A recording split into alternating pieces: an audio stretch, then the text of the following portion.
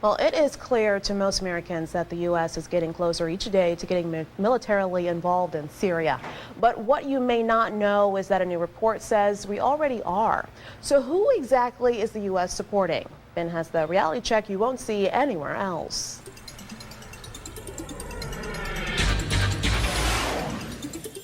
The headline from Reuters yesterday, President Barack Obama has signed a secret order authorizing U.S. support for rebels seeking to depose Syrian President Bashar al-Assad and his government.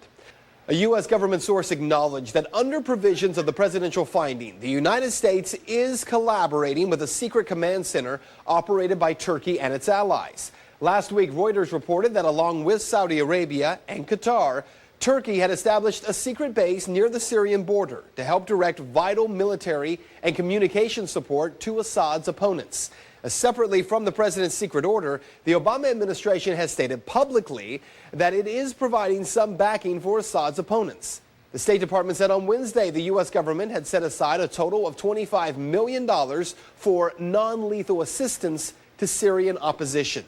A U.S. official said that was mostly for communications equipment, including encrypted radios. Now, Republicans like Senators John McCain and Lindsey Graham, they insist the president is taking too long to help the rebels overthrow Assad.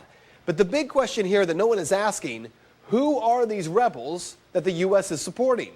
Well, buried at the bottom of that Reuters article, quote, recent news reports from the region have suggested that the influence and numbers of Islamist militants, some of them connected to Al-Kájda or its affiliates, have been growing among Assad's opponents. U.S. and European officials say that so far, intelligence agencies do not believe the militants' role in the anti-Assad opposition is dominant. Really? They don't believe that the militant role is dominant? It's kind of interesting because we've been here before. As recently as last year. In 2011, the U.S. provided large amounts of money and military support to help overthrow Muammar Gaddafi. They were providing that support to opposition forces in Libya.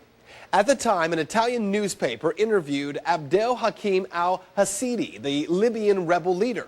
And he told that Italian newspaper that jihadists who fought against Allied troops in Iraq, against U.S. troops, were on the front lines of the battle against Gaddafi's regime. Mr. al-Hasidi admitted he had earlier fought against the foreign invasion in Afghanistan before being captured in 2002 in Pakistan.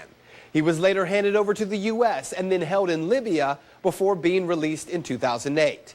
Mr. al-Hasidi insisted his fighters, quote, are patriots and good Muslims, not terrorists, but added that the, quote, members of Al-Kájda are also good Muslims and are fighting against the invader, end quote.